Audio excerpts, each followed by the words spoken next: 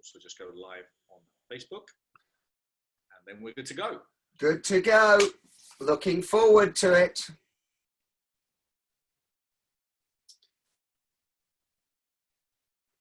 Okay,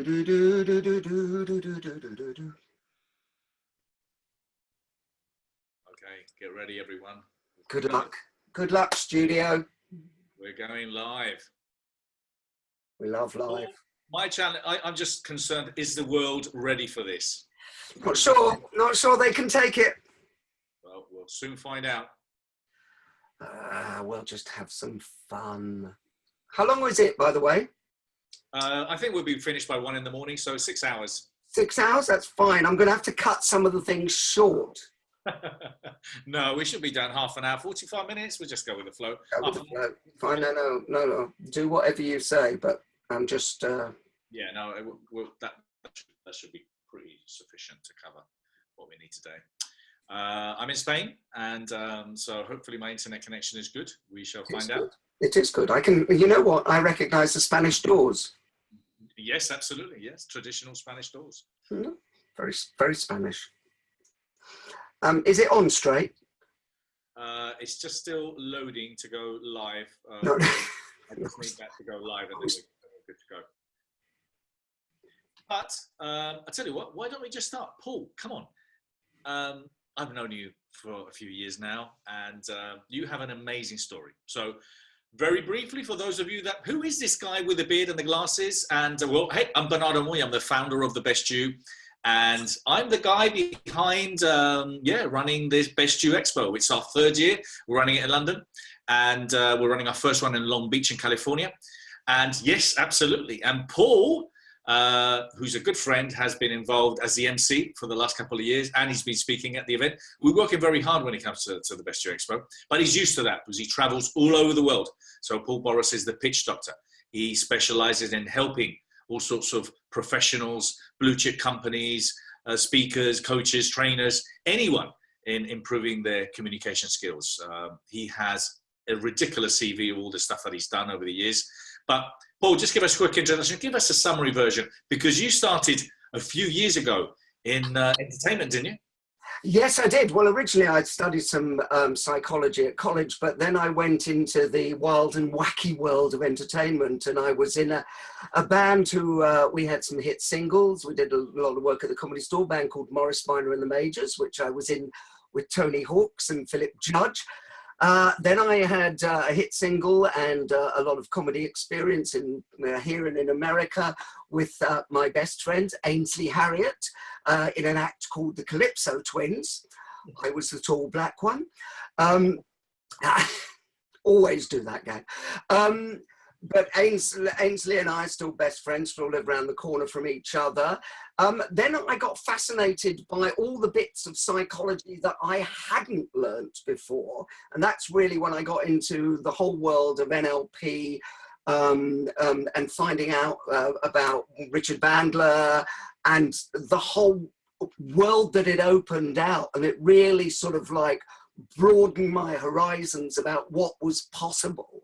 And those of you who don't know, Bernardo promotes Richard Bandler all over this country and, well, actually, you know, in other parts of the world as well.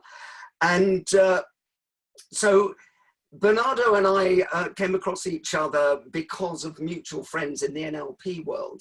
I sort of still work within NLP, do bits of NLP in what I do, but my brand is now The Pitch Doctor, and I write books and I help people and companies to become more successful by improving the quality and impact of their communication.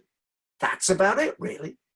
Yeah, you summarized that very quickly, but you've been doing amazing things, Paul. Now, the reason I'm trying to do these quick webinars between now and the Expo is to really provide anyone, either people that are in the business of personal or professional development, but also those in business, with the necessary tips in order to kind of succeed in whatever it is that you do. And obviously, most importantly, the idea of the Expo is an opportunity to network and to connect with people. And obviously it's super important to make sure that you understand kind of all the necessary skills you need to have. Internet marketing, understanding social media, how can you communicate more, how can you get your book published, and obviously your expertise, which is communicating with people and speaking. Everyone wants to speak at the Expo. We have 140 talks. We're pretty much sold out. Every year, we need more space because everyone wants to share their message. Now, what are the common denominators when you help people? And as you've said, you're NLP trained and you worked with. What basically do you encounter with people when they struggle to stand up and pitch and talk to people? What do you do? How do you help them?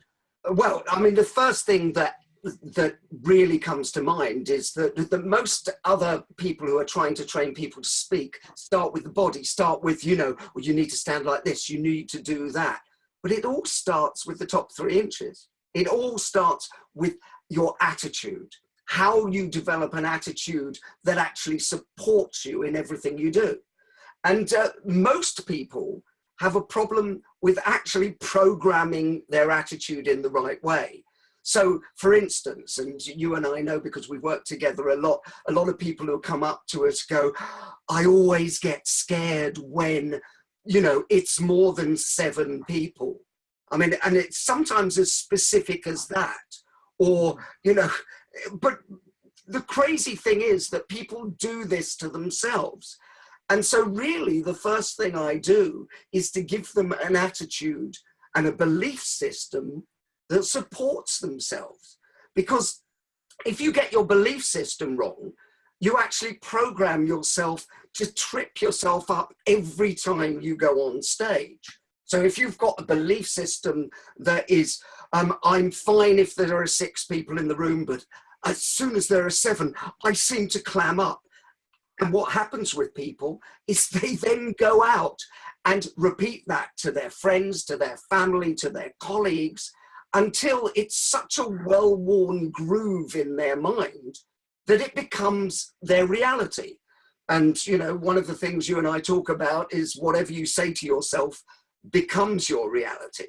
So probably one of the first jobs that I have to do, whether that's huge seminars with 5,000 people or in a room one-to-one or, training a sales team or a board of directors, is to get them to actually program themselves properly, as in giving themselves the right message rather than the wrong message.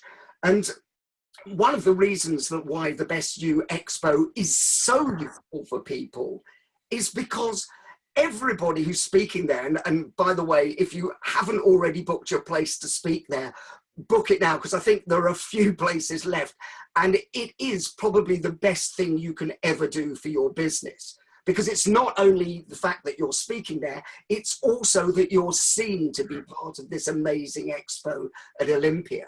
But anyway, back to it, belief systems are what it is all about. Because you can't really do anything unless you believe you can.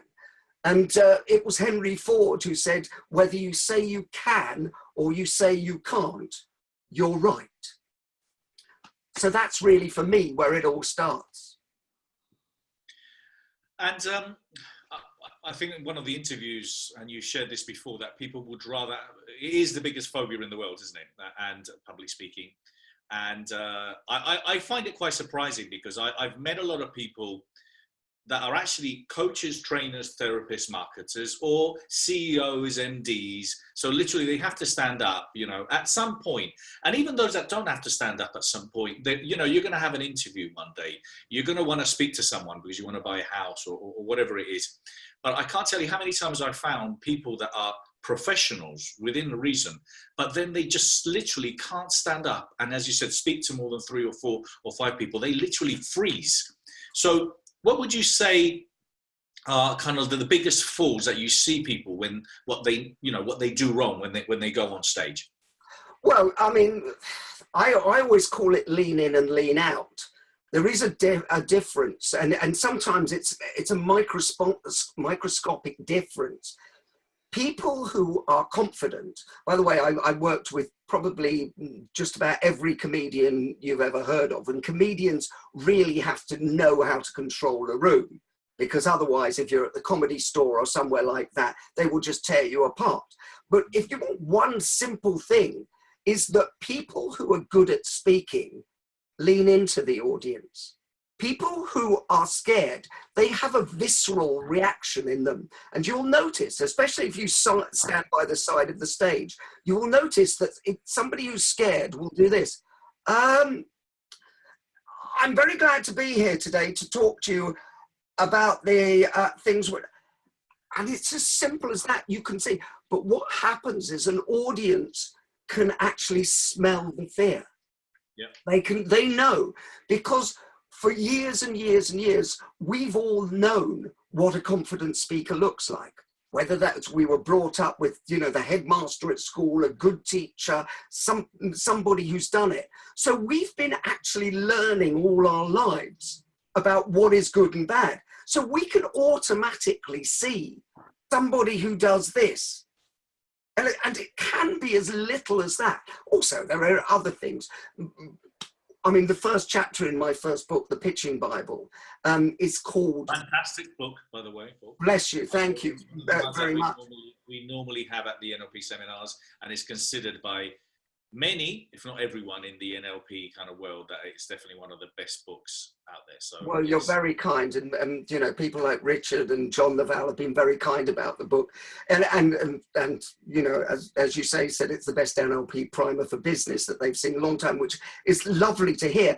But the first chapter in the book is called "It's All About Them," and really, that's the mindset of a good speaker. Now, you and I have worked together a lot. We've been on stage together, and we're in the same seminars and huge auditoriums around the world. So we know that. But really, what good speakers do is what you and I are doing right now. We're just engaging with each other and talking the same way we would talk in Soho House or in a restaurant or at a club or a pub. And this is what people... Pretty much everybody is quite happy when they go to the pub or the cafe with their mates and have a conversation. Pretty much everybody goes, yeah, I can do that.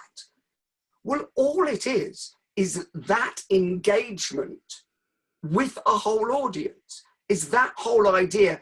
What happens, and you and I, because we study a lot of this, know the difference between the conscious brain and the unconscious brain. But people who are good at speaking and talking in public are just working from the unconscious brain.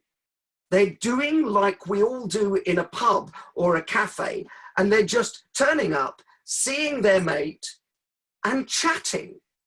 Now, and letting the unconscious mind put everything together. And it doesn't mean that you won't have some kind of a plan about where you're going with your speech, and you may have headers or things, but you let the unconscious brain pull them together.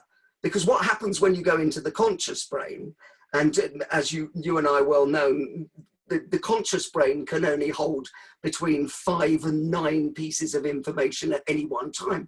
It trips us up, because suddenly when the conscious brain, people start going, oh God, do they notice that my shirt's not buttoned up properly? Or will they notice that I'm slightly stuttering when I do this?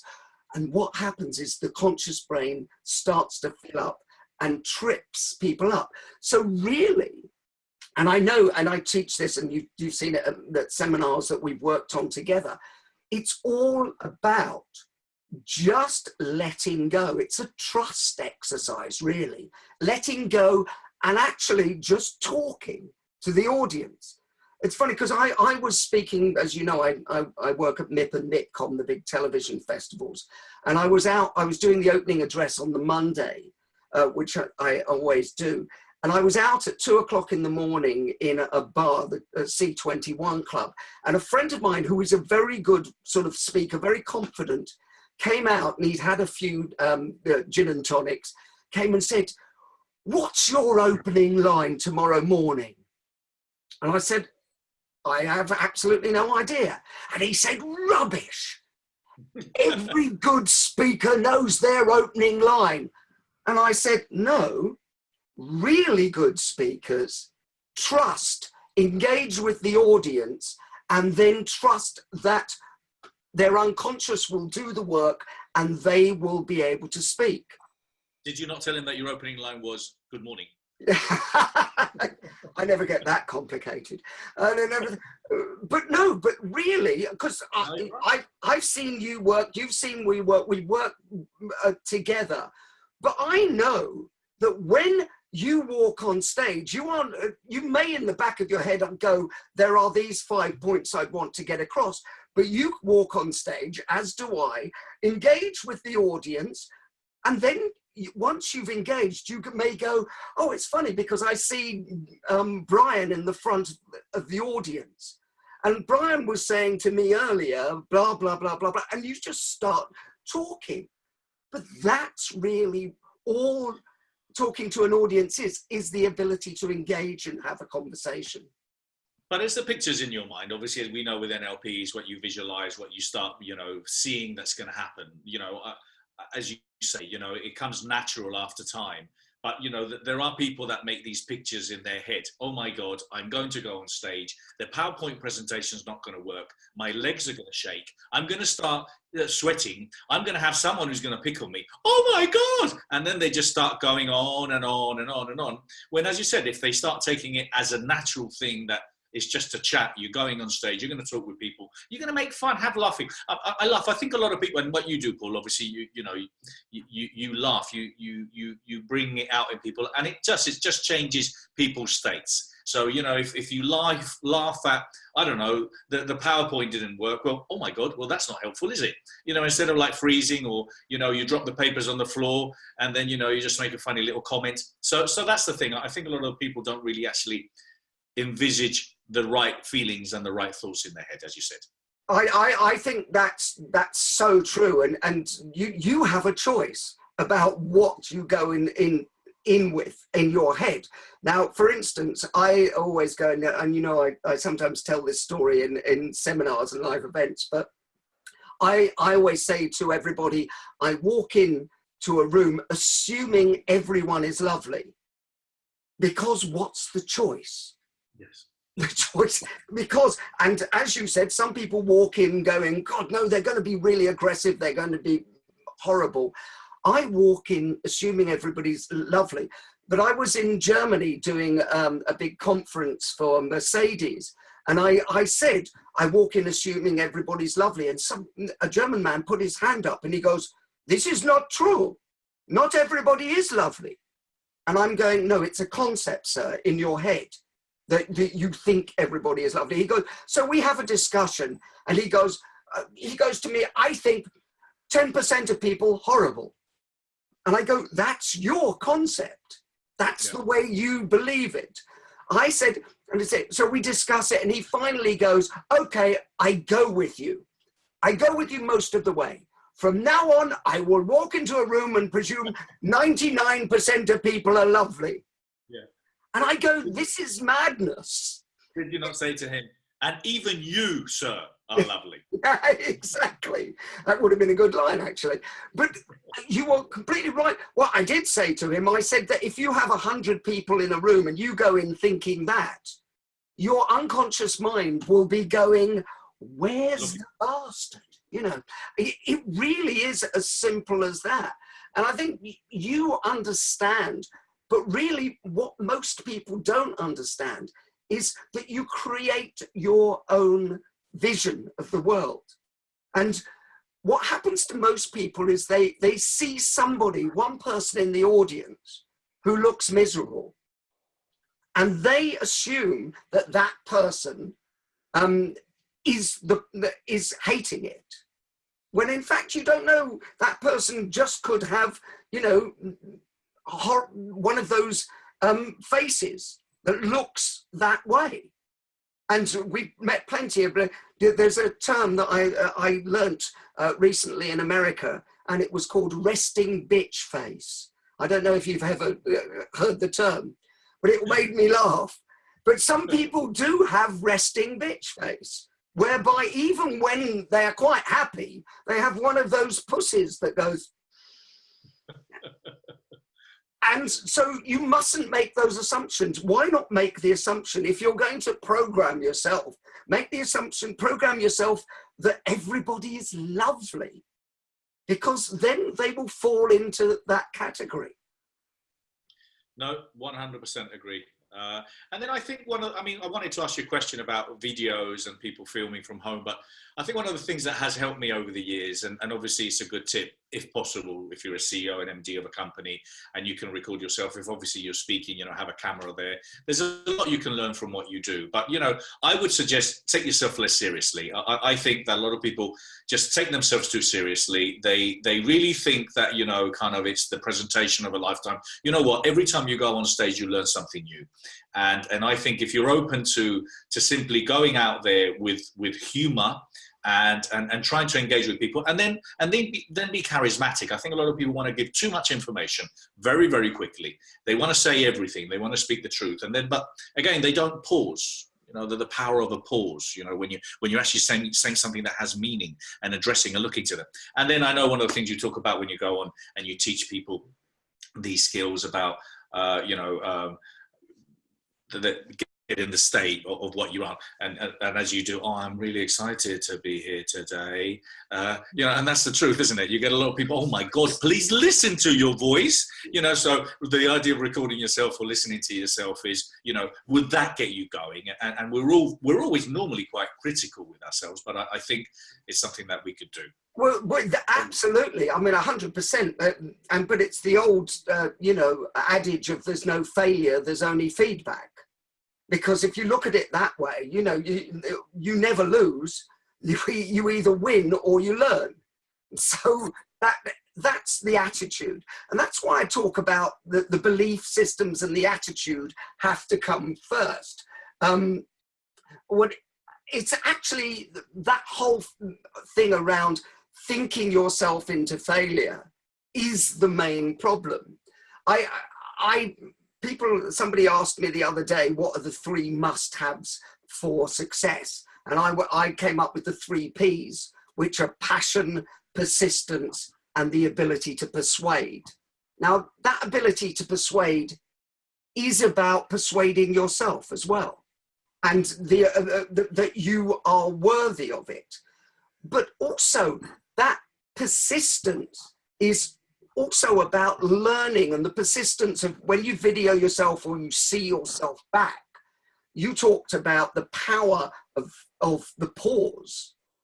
I might add passion, persistence, persuasion, and pauses, because a pause is actually necessary for people to actually take on the information. As you know, I've worked for many years with a small company you haven't really heard of called Google.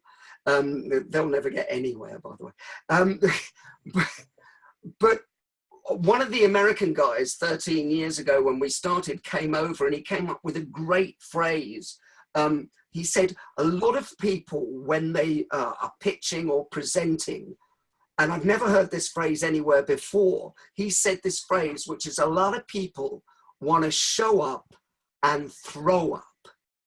And I've always loved that phrase, because people just want to show up and then just go, oh, too much information, and never wait for the audience to actually assimilate it and be part of it. And one of the things that I know you do, and I always do, is I have an interaction with the audience. It's not showing up and throwing up. You constantly, whether that's at the Best You Expo or all the great trainings you do all over the world, whatever you do, you ask questions of the audience, and it's very simple to work a question in very early. And it can be as simple as, how many people here have seen me before? You're now asking the question, how many people in this room have ever had the trouble with being persistent and getting through things? Show of hands. Okay, well, now we'll talk about persistence. What you've done just by asking a question is engage them and then interact with them. But what it forces is it forces them to actually think about it and actually take that information on board personally. So you ask people questions. Now, obviously, you and I in a webinar, it's slightly different because all the people watching around the world, we're talking more because we haven't sort of got them in front of us all the time. But when we've both done webinars as we have together, and there's people asking questions, you need to leave gaps for them to actually connect. So, I mean, I think you're quite right. That whole thing about pausing. Also, remember the Chinese saying, which is, he who owns the silence owns the room. And if you can, whether that's in a boardroom or in an interview situation, if you're comfortable enough to just hold that silence, then what it does is it drags the audience in. And what you're giving them is an indication that you're quite happy. You've met a good friend of mine, Ian Hayworth, who is Global Creative Officer for a big advertising for WPP. Now, Ian has that ability to not fill the room when it doesn't need to be filled with noise. He can sit there and actually think about something and be very still when he's thinking about it. And there's real power in stillness. And if we're talking about stage, I mean, one of the big problems that people have is that people, when they're on stage, they move all the time like this. And guess what? That's quite irritating after a while, even when I'm just doing it on camera. Yeah. So actually the power of stillness and pausing has a huge effect. Yeah. As you know, I can talk about this for hours, so you've got to clip. Well, yeah, no, listen, thank you. These are all great, valuable tips, and a lot of them are very simple, and some people might have heard of them, but other people, even if they've heard of them, they aren't necessarily implementing them. And what I love about of the two things you're just saying about engaging, asking people questions, I normally use it as an opportunity to kind of break state as well. So how many of you are here for this? How many of you are for this? How many of you don't even care? Okay, and then, so, that's it. You break the state. Oh, he's a bit funny. And then you just carry on. And then I think what I love about pause is it gives me an opportunity. I really do the eye contact. I start looking at 10, 15, 20 people, and I keep it there. It gives me the power, the control. And again, you say less is more. Let me also ask you a question. Now, we're doing a webinar here today. Give us some tips, some quick tips, Paul, on what to do on camera, because obviously it's different, when you're speaking in front of an audience, and a lot of people obviously need to film, their vlogs or whatever it is that they're doing. Tips for videos and messages. Well, I mean, now it's becoming so much more important. I think there's new studies out whereby that now on websites, you need much more video than words. People are hardly reading any words. They want their information delivered. So whatever company you have and whatever industry you are from, video is going to be, if it's not already, crucial to it. Television, video, cameras, very unforgiving about movement. I mean, if I've got a chair and I even do this, it will really get irritating. And at some point, point, you are going to, I mean, you can physically make people seasick. You can. It's also about understanding that your voice is as important on video as you are, because without the passion in your voice, I mean, you started to say very often I say, it's really exciting to be on this webinar, and I'm going to tell you some really great facts about how to be successful. It's not. If you are dull on camera, The camera will highlight it. And actually, really, what you should be doing is looking at people who are good at doing this. I'm fortunate. I work with lots of people, and Bernardo works with lots of people who are great at this. So we get to see it firsthand. But by the way, in this day and age, you have access to everybody on the internet. You can see what people are doing. The fact is, I grew up, with people like Paul Merton, who I watched, on stage because we were working together for years and years and years. But watch how he delivers when it's a tight headshot like we're in on Have I Got News for You? Is he doing this when he's delivering it? No. He's very still. He's very clear. He's letting the eyes do the work. Because on camera, a little sort of eyebrow raise is huge. And actually, if you want a really good tip to do it, and there is, from the 1980s, a Michael Caine acting for film session, which is the most remarkable thing. And whether you like Michael Caine as an actor or you don't like Michael Caine as an actor is irrelevant, because he really understands the minutiae of the difference between looking here and looking there. And it is a slight difference. And Michael Caine has, actually, one of the things that Michael Caine is that powerful people speak slowly. And people who are insecure speak quickly because they don't expect anybody to listen to the end of the sentence. And so, okay, you and I are speaking a little bit quicker than we would because we're on this video link. But actually, watch what powerful people do on film, on camera. They allow time for everything. And both you and I, when we've recorded things for, our websites, or we've done that, there is a pace, and you can have passion with a slower pace. People think that, in order to be enthusiastic, you have to be mad and hands and, no. Enthusiasm can be quiet, passion can be quiet. But you have to believe it. And the thing about being on camera is it will find you out. Yep. It will find you out very, very quickly, because the difference is that, if I'm going to go, okay, I'm very happy, I'm very confident, and I'm very happy to be here. Now, just that little movement is huge on camera. Again, that slight ability to lean in rather than lean out actually becomes much bigger on camera. And you've got to get used to actually just looking, as they call it in film, looking down the bottle. Now, you and I, when we're doing a webinar, sort of have to look at each other.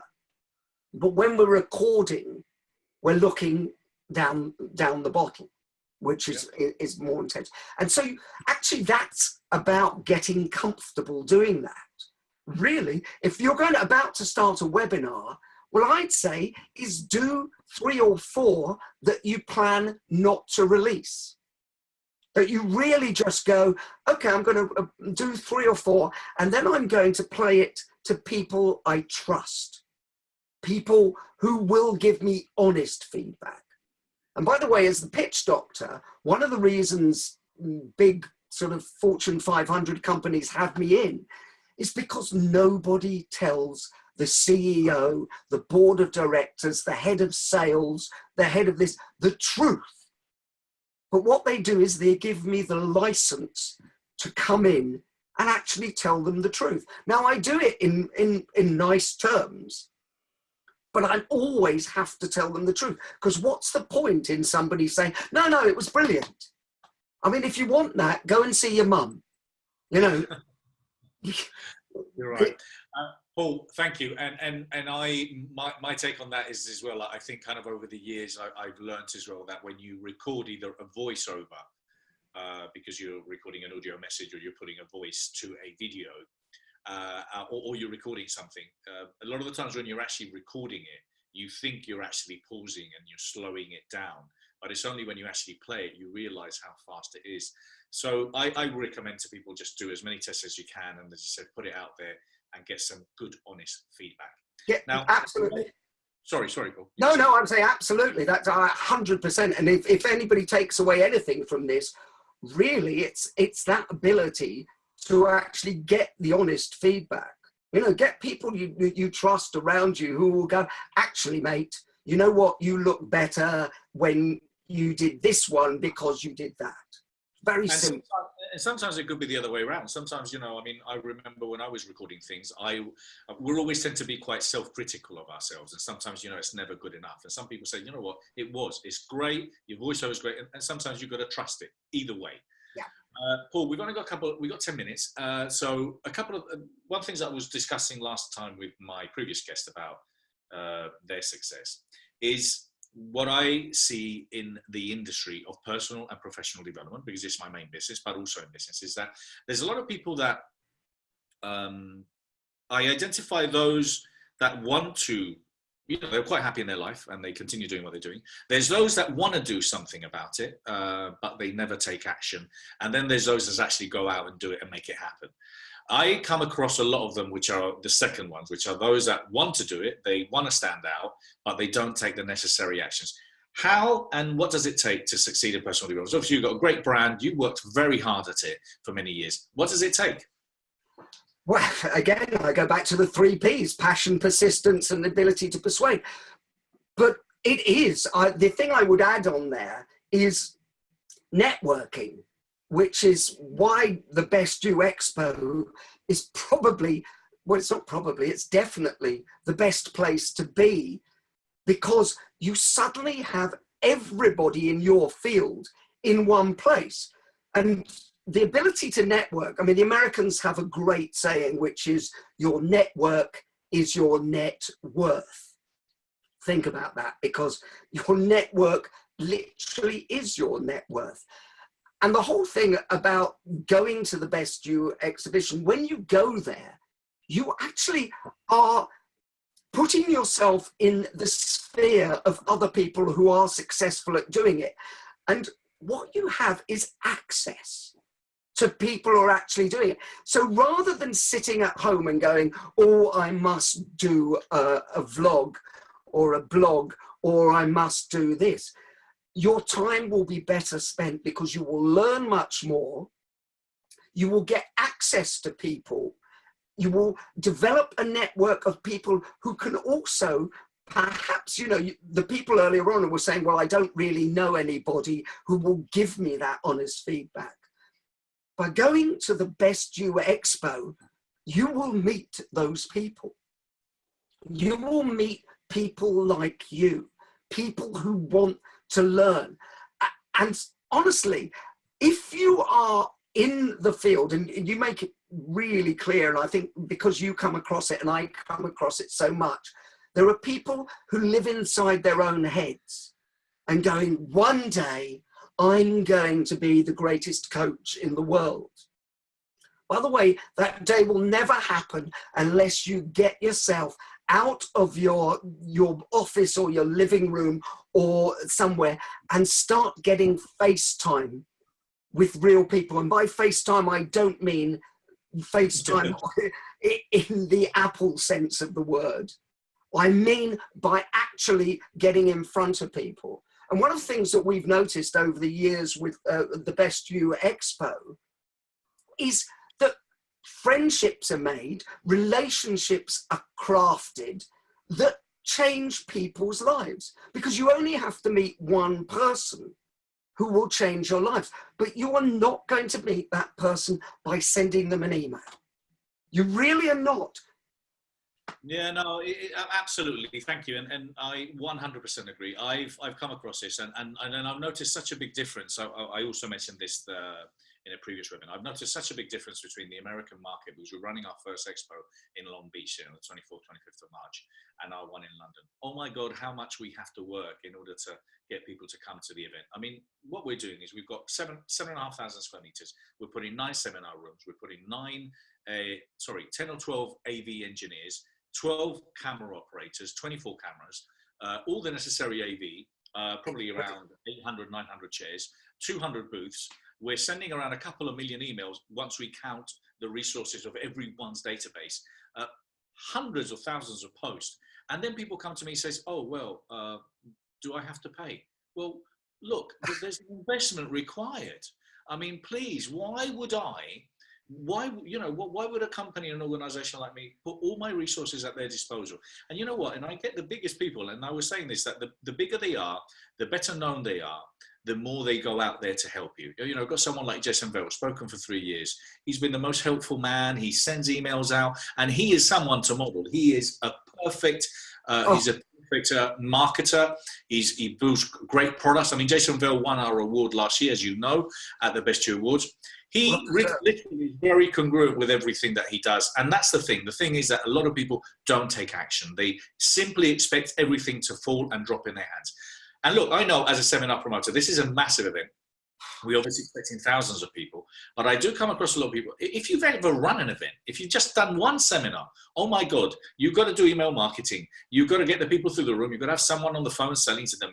You've got to have some kind of registration system. You've got to have a CRM. You've got to have an AV engineer. I mean, all these, and we take care of it all.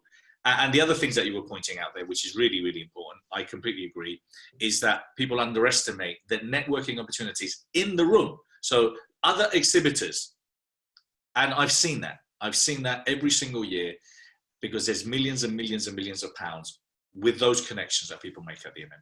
Well, I think that if you are not investing in this, people are spending, you know, thousands here and there on their websites or everything. At the end of the day, I go back to your network.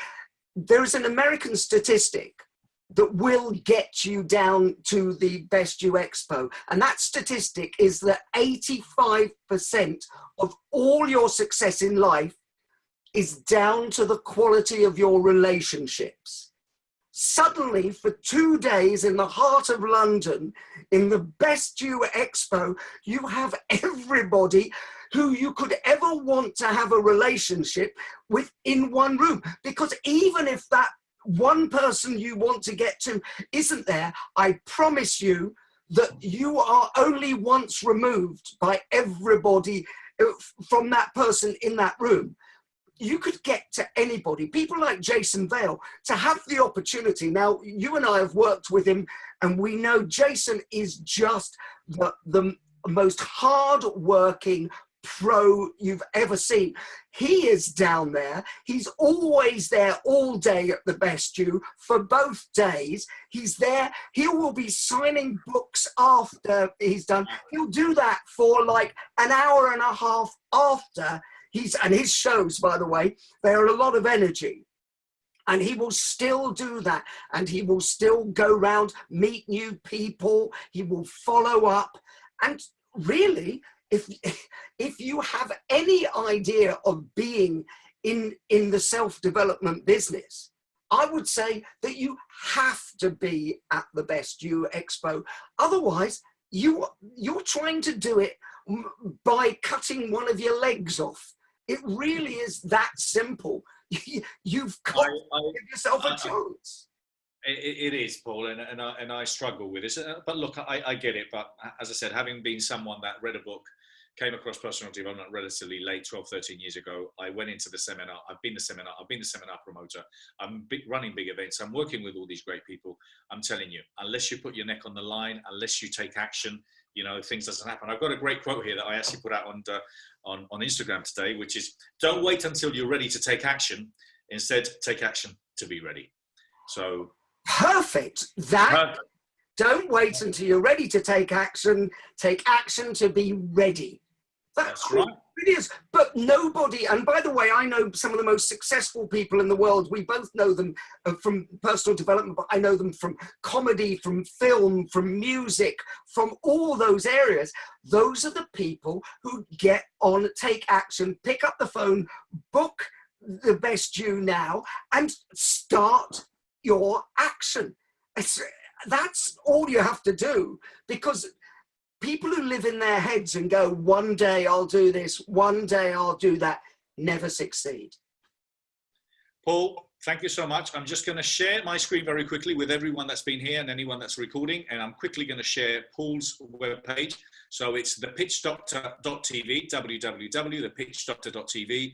To find out more about Paul. Paul's going to be the MC at the Expo. He's going to have a stand there. He's going to have his books there. So come and see the man. If you're interested in working with him, come and see him. If you're interested in getting involved in the Best Year Expo, which, listen, we've told you why, this is where you go, thebestyearexpo.com. If you want to go global, you want to come to the US, because I believe the US needs some of this English amazing talent and European talent we have. Come with us. That's in the 24th and 25th of March. And that's in Long Beach, California. So thebestyearexpo.com, and then click here. Or if you want to come to the London one, 16th, 17th of February, you want to get involved. Hey, listen, some of you, maybe you're just simply interested in getting in the personal development world. Well, you can buy tickets too. And you literally go to thebestyearexpo.com, and then once you click on the UK, then you get involved and you can book a stand or you can speak. This is how you can get involved. So Paul, I want to thank you. Again, that's it, thebestyearexpo.com, and then thepitchdoctor.tv. Paul, I want to thank you so much, as always. It's always great speaking to you. I think we've got a lunch or dinner due, so let's make it happen before the Expo. Let's do it very soon. I mean, finally, I just would say to anybody, if you want to succeed, get yourself down to the Best You Expo at Olympia. It is honestly the most mind-blowingly good event, and just one person will change your life. The fact is that you will meet thousands of people who will be able to expand your life and get you to the top. Paul, thank you so much, my friend. Have a great Christmas. Take care. All the best. Have a great one.